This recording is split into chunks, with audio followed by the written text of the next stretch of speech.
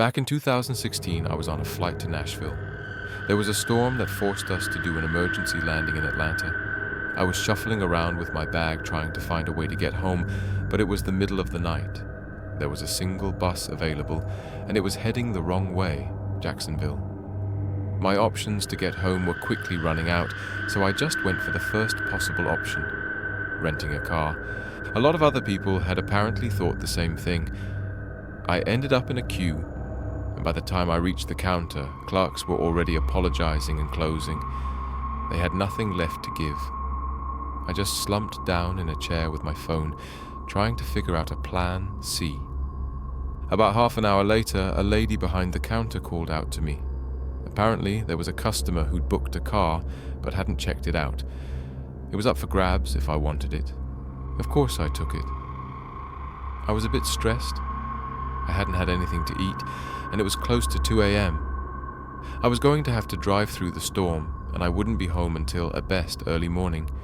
It was going to be a long night. It got a forest green Chevrolet Equinox. Looked good enough.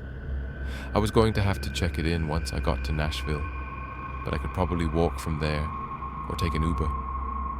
I signed off on all the papers, threw my bag in the back, plopped down in the driver's seat and buried my face in my hands.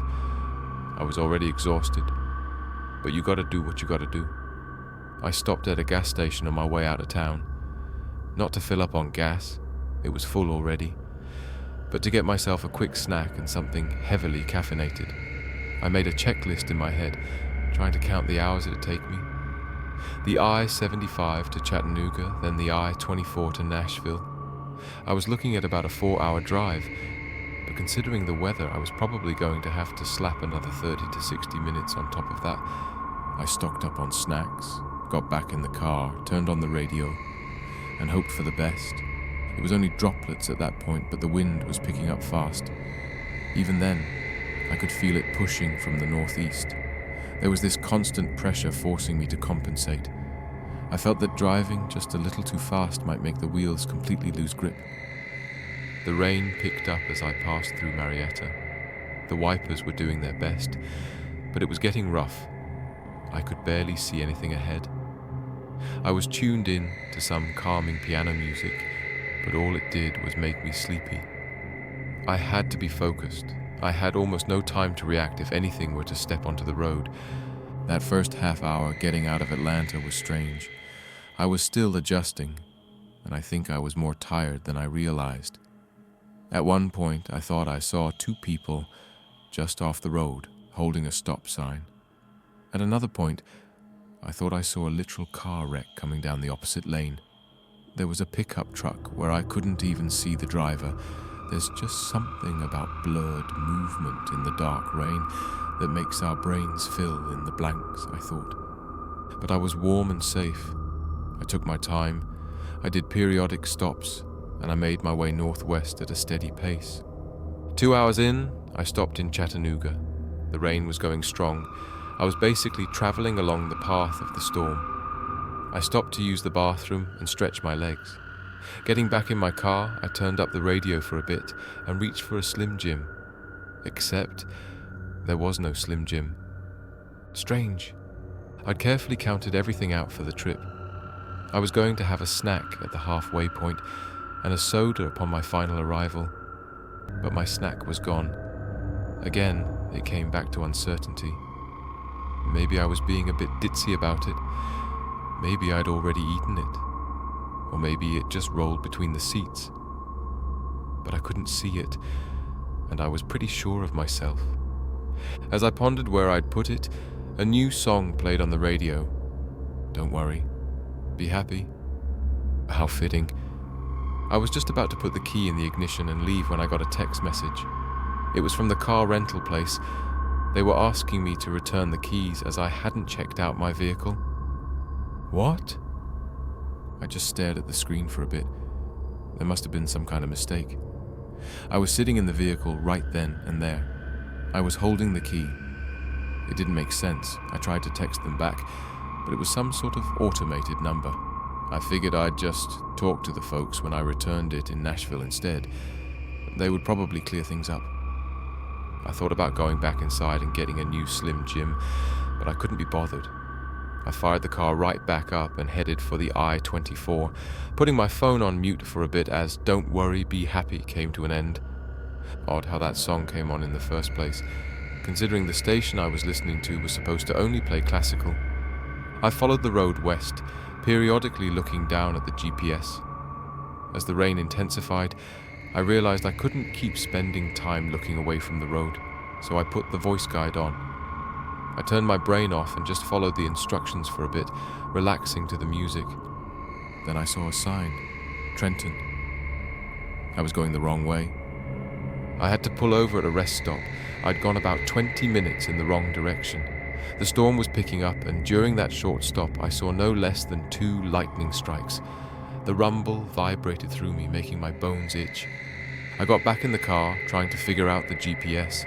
I wiped the water from my eyes, trying to swipe the screen with wet fingers. I was so frustrated that I remember complaining out loud. Come on, come on.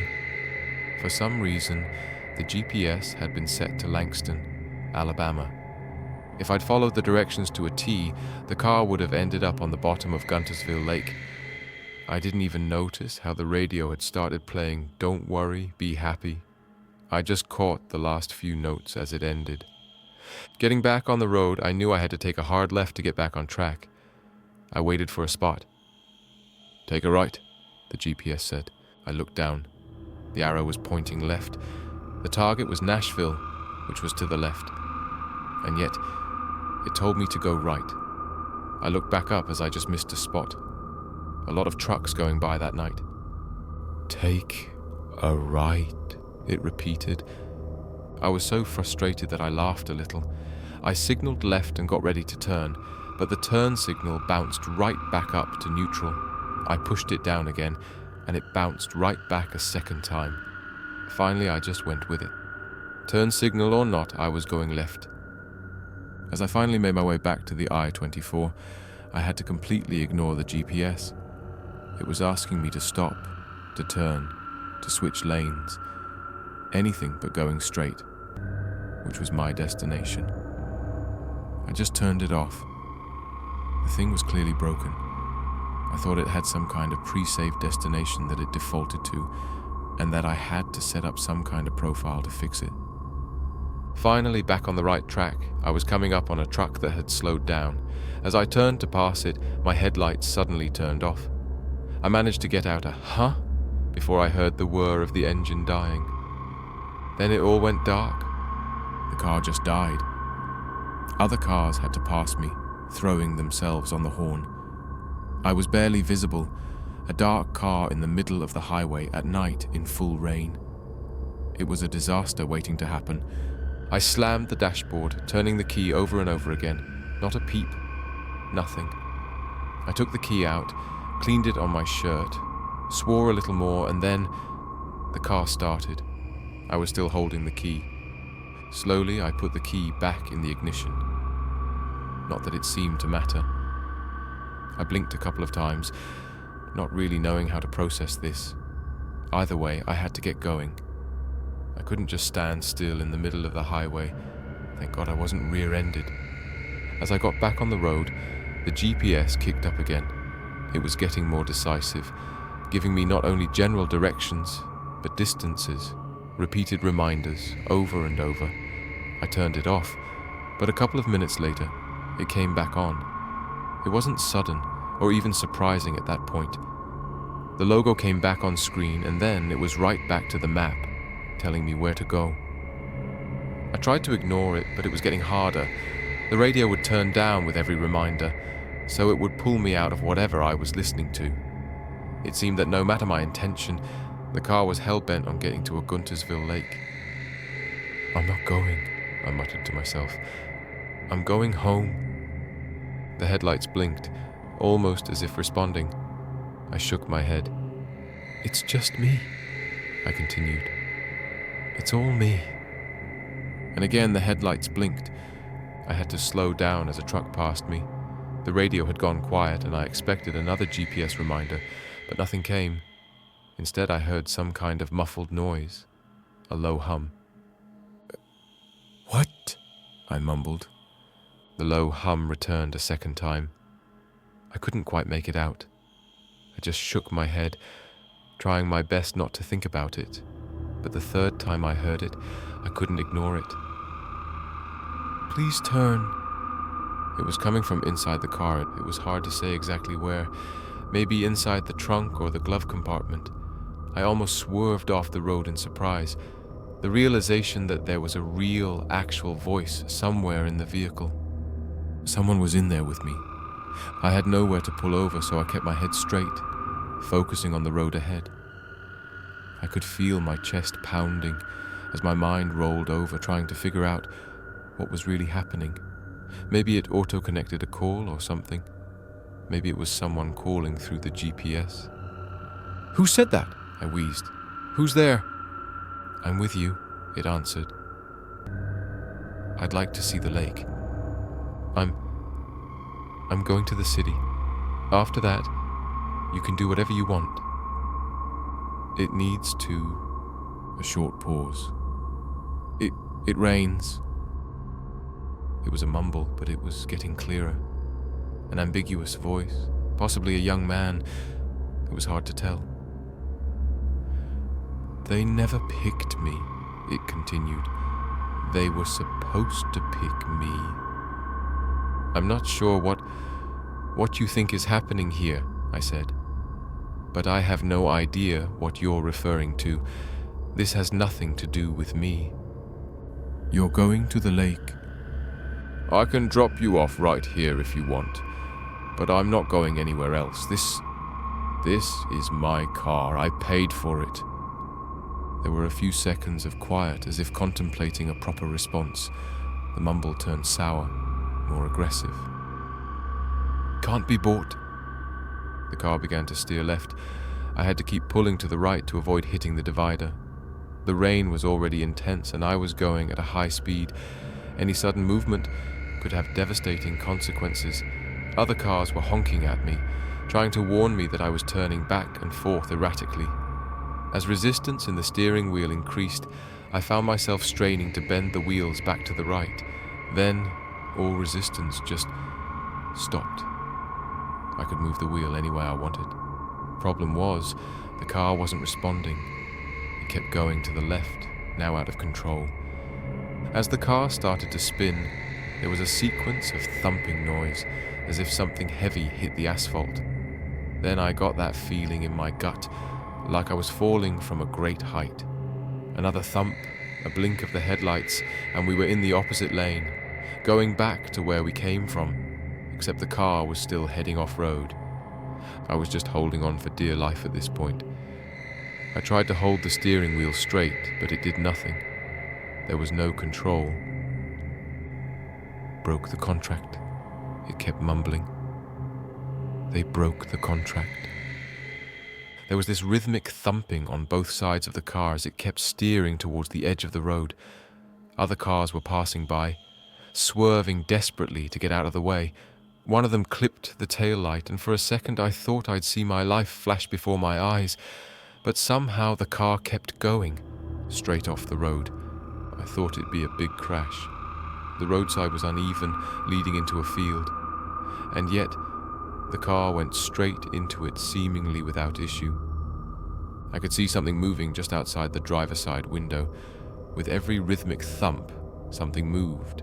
And beyond the sound of my pounding heart, there was something else.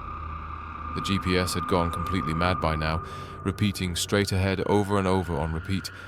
But there was another sound. I pressed the brakes and the gas, and nothing happened. But as I pushed the gas, I heard something. The wheels were spinning. They weren't touching the ground. I let go of the steering wheel. It didn't matter anymore. I was coming to the realization that I wasn't even in control anymore, and reached for my phone. The moment my call connected to the emergency services, the radio started to shriek to the point where I thought my ears would bleed. Not a single word got through. The car was going past the field and into the forest. It was going way too fast, but it managed to dodge and weave through the trees with only minor bumps. I was being tossed around like on a roller coaster. Finally, at a sharp turn, my head hit the steering wheel.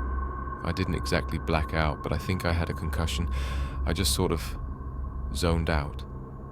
By the time I came to, I heard a gulping noise. The hood of the car was submerged in water. I was sinking. We were at Guntersville Lake. After a bit of clicking, I managed to get the seatbelt off and tumbled out the door. My face hit the dirt with a thud, and I could smell lake water and reeds. I crawled away, trying desperately to keep the world from spinning. Something warm was running into my eye, which made me realize I was still bleeding from the head. Gaining some distance from the forest green Chevrolet Equinox, I realized a couple of things. One, that the wheels seemed to have come off. They were leaning out of the wheel hub. And two, that the car wasn't sinking into a lake. It was bending down, as if drinking from it. I know what you're thinking. I had a head wound, I was exhausted and sleep deprived. While all of that is true, that doesn't change what I was experiencing. It was leaning down, and the gulping noise sounded exactly like drinking. I just looked at it, confused. I noticed something moving. With the wheels leaning down, there was something else moving around in the wheelhouse. Just like I'd seen something moving with that rhythmic thumping earlier, I came to suspect that there was something just out of sight. It didn't take long for my suspicions to be realized, as a claw-like appendage extended from underneath the metal hull, like a combination of serrated beetle pincers and a scorpion stinger, but with a soft white shell. It squeezed itself out, lifting the car like the shell of a crab. As two massive headlights turned towards me, I could hear that voice again, this time coming from under the hood, still muffled. "You live," it said. And for a brief moment, none of us seemed to know what to do.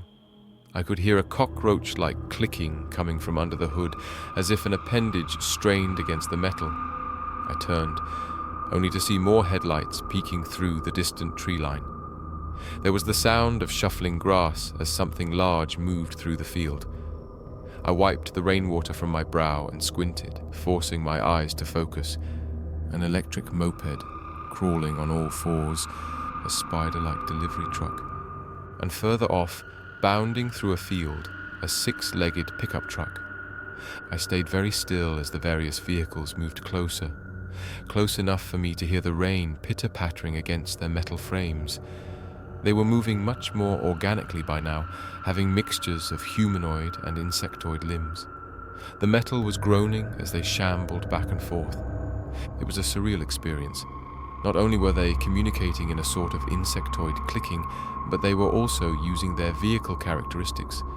Doors, alarms, radios, trunks, seats and windows opening, closing and moving to accentuate their communication. I was nothing but a meaningless bystander. I think they forgot about me for a moment. I stayed completely still for probably about an hour or so. My body was trembling from the cold and the head wound. I had considered all my options over and over in the back of my mind. There was no way to outrun them, so maybe I could just wait them out. Then again, that was a roll of the die. As soon as they got a reminder that I was even there, they might deal with me immediately. The best thing I could do was to move, slow and steady, ready to burst into a sprint if necessary. Still, with the way my legs wobbled and my head spinning, I wasn't confident. Slow and steady. That had to be the ticket. So as the vehicles circled one another, metal groaning as they shifted through the reeds, I crawled along the edge of the lake. I made it about 20 feet before the electric moped turned my way. There was a cacophony of screeching noises as the ground around me lit up like a Christmas tree. My pulse shot through the roof. I threw myself into the lake, hoping for the best. If I'd been cold before, now I was freezing. I was submerged completely, feeling my clothes weighing me down. I had to struggle to even breach the surface. Swimming further out, I noticed the headlights staying by the beach. They were looking my way, lighting up the water around me, but not following. For a moment, I thought I'd done the right thing. That all I had to do was keep going and I'd be in the clear. But a thought hit me. Why had they come here? And why were they gathering around this particular part of the lake? It didn't take long for an answer to surface. Something brushed against my feet, something small and fast. I could see little white crab-like creatures rushing past just beneath the surface, poking at my legs and feet as if to test me. And far down, in the deep, something moved. The water shifted, pushing me away. I started swimming. My head felt like it had come loose, like an empty glass bottle rolling around the floor of a bus, clinking back and forth. I was not okay, and I started to realize that there was a very real possibility that I might just drown. A great wave pushed me. I drifted about 40 or so feet as something massive made its way out of the lake. It looked like an abandoned train car, probably from the late 40s or so. Paint long since stripped and roof covered in algae. The glass windows were long since broken off the hinges. Watching it step out of the lake, with water spilling out the broken doors, was unreal. There seemed to be some sort of discussion, a scolding perhaps, as the larger ones screeched and pushed the smaller vehicles, like an alpha wolf trying to see if anyone was brave enough to step up for a challenge. Minutes later, I saw the forest green Chevrolet Equinox moving away, headlights scanning the high grass as the hood popped. Even at a distance, I could hear that voice again, clearer now. "Come out," it called. "Please, come out." By then, I had drifted ashore about 60 or so feet south, pushed by the waves. I'd crawled into the reeds, resting my head against a large rock. I couldn't move anymore. The shakes had turned into fatigue. Even if I wanted to, I couldn't. "Come out," the voice repeated. "Come out now." I couldn't. I just lay there, hypothermic, and waited. But nothing came for me. The green Chevrolet Equinox scanned the area. It searched, but it couldn't find me. It was growing increasingly panicked, its voice becoming shrill and animalistic. The others circled it. "Come out," it repeated. "Please, please, come out." Then a horrifying screech. It blared out this distorted version of "Don't worry, be happy" that reminded me of a dying bird. It was like dragging a knife along a guitar string, followed by rusted metal bending at unnatural angles, steel against steel, crunching, groaning, tearing, headlights blinking and sweeping over me as the voice turned to a scream. "Please," it begged. "Please." Then nothing. By then I was barely conscious. A slow parade of a pickup truck, an electric moped and a delivery truck rolled away in the distance, and finally a train car lifted by 100 little arms, moving like a centipede. It stopped next to me. Seeing it up close, I could notice more details. Black shark-like eyes peeking through cracks in the sheet metal. Worm-like appendages holding plates together as a shield. 1,000 micro-movements just beneath the surface. This was a living hive, a creature parading as something else. But it didn't care. 100 little beady eyes looked my way, but it had already made up its mind. Or maybe it thought I was done for. Long after the thump of the vehicles had passed, I crawled forward. I had reeds and flowers stuck to my hair. I think I swallowed a couple of blue petals from a sunflower. Along the bank of the lake, I found the remains of the green Chevrolet Equinox. The top and windshield of the car had caved in, and there were long tears along the side of it, like battle wounds on a dead animal. Parts of the engine lay scattered in the dirt. It was half submerged, but I could reach into the driver's seat. The door was gone. I waved my arm around, searching desperately for something I knew to be there. And thank God I found it. My phone, buried under the remains of the busted glove compartment. I have no memory of my call for help, but I can't imagine it was coherent. The EMTs found me hypothermic and concussed, leaning against the car. They said I must have been hit by a large vehicle and concussed, kept driving into nowhere. They had no idea about where I got the car from, though. The rental was still back in Atlanta. I didn't have any answers. It's been a few years, and I've recovered. I was in a rough shape back there, and I'm sure that was the most dangerous moment of my life. I saw something I wasn't supposed to, but it has also made me question things that I've seen since. There are several articles that I've read about vehicular accidents that just don't make sense to me. Situations where cars have seemingly gone out of their way to crash or kill. I'm sure you've seen a couple too. But there are other things too. Some of the posts I've read on here speak about inanimate objects taking on a seemingly conscious intelligence. Could it be that it's not all just make-believe? Hell, those things I felt in the lake were no larger than a hand. I'm sure they could use something as small as a computer as a shell if they wanted to. I don't know.